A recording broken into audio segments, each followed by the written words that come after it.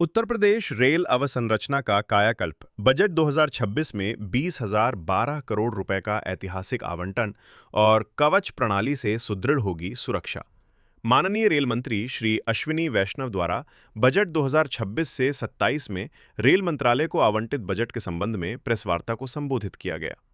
माननीय मंत्री जी द्वारा विभिन्न राज्यों में चल रही परियोजनाओं के विषय में विस्तृत जानकारी साझा की। उन्होंने तुलनात्मक अध्ययन के माध्यम से बताया कि सभी राज्यों को पूर्व में आवंटित होने वाले बजट से कई गुना अधिक धनराशि आवंटित की गई है। उन्होंने बताया कि उत्तर प्रदेश में रेल नेटवर्क और यात्री सुविधाओं के आधुनिकीकरण में एक अभूतपूर्व क्रांति देखी जा रही है। केंद्रीय बजट 2026 में भारतीय रेल के लिए 2.93 लाख करोड़ रुपए का प्रावधान किया गया है, जिसमें उत्तर प्रदेश के लिए 20,012 करोड़ रुपए का ऐतिहासिक आवंटन शामिल है। यह आवंटन वर्ष 2009 से 14 के औसत वार्षिक बजट 1,109 करोड़ रुपए की तुलना में 18 गुना अधिक है। बुनियादी ढांचे में व्यापक निवेश और विस्तार।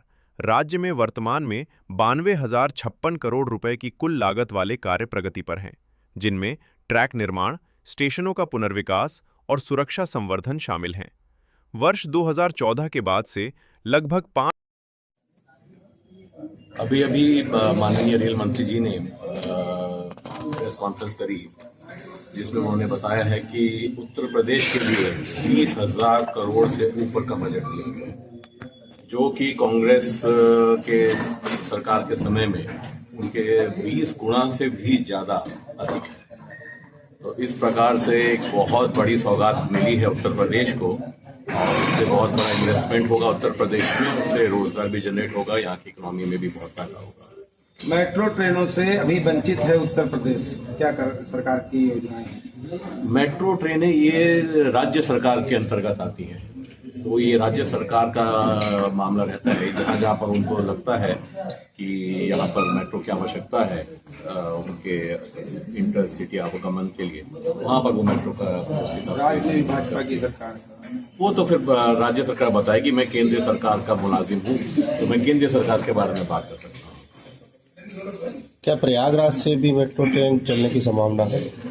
मैंने आपको बताया ये राज्य सरकार का मामला है, तो वो राज्य सरकार अगर निर्णय लेगी कि यहाँ पर मेट्रो का आवागमन होना है, चलाने है, यहाँ पर आवश्यकता है, तो वो क्या प्रयागराज से कुछ शहरों के लिए नई ट्रेनें भी शुरुआत करने की इस बजट में हो रहे हैं? अभी बजट में इतना डिटेल में ट्रेन के हिसाब से नहीं आया है, परंतु समय समय पर यहाँ पर जैसे वंदे भारत ट्रेनें हैं, अमृत भारत ट्रेन है, उनका निरंतर यहाँ पर स्टॉपेज भी दिया जा रहा है, यहाँ से पास कराई जा रही है, तो वो सब तो निरंतर चलता रहेगा। ट्रेनों की संख्या तो दिनों दिन बढ़ती ही रहेगी, जिस प्रकार से यात्रियों की रिक्वायरमेंट आएगी उस प्रकार से अब बढ़ता रहेगा।